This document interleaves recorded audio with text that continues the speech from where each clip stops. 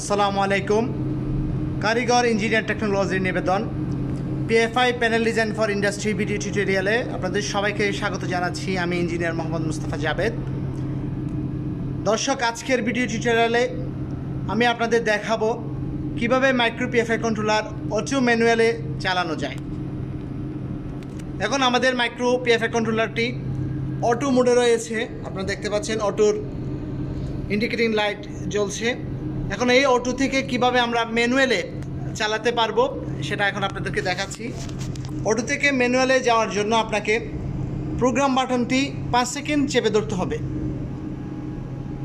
5 second চেপে ধরার পর আমরা দেখতে পাচ্ছি ম্যানুয়াল ইন্ডিকেটিং লাইট জ্বলছে, অর্থাৎ এখন পিএফআই কন্ট্রোলারটি অটো মোড থেকে ম্যানুয়াল মোডে চলে এসেছে।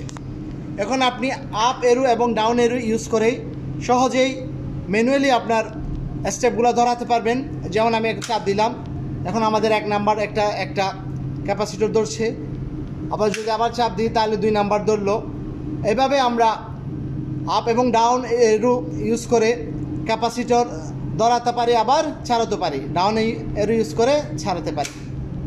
এই ডাউন এরো ইউজ করে ছাড়ালাম। এখন আবার ম্যানুয়াল মোড থেকে অটো মোডে যাওয়ার জন্য আপনাকে আবার পুনরায় প্রোগ্রাম বাটনটি 5 সেকেন্ড চেপে ধরতে হবে। যদি আপনি প্রোগ্রাম বাটনটি 5 সেকেন্ড চেপে ধরেন তখন দেখতে পাবেন ম্যানুয়াল মোড থেকে অটো মোডে চলে যাবে। এই অবস্থায় স্টেপগুলো অটোতে ধরবে, অর্থাৎ অটো মোডে স্টেপগুলো অটোতে পরিচালিত হবে।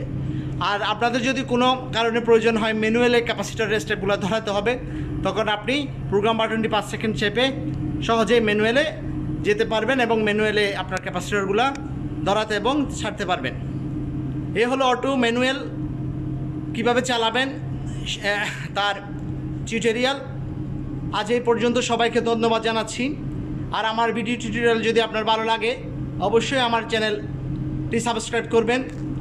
আল্লাহ হাফেজ।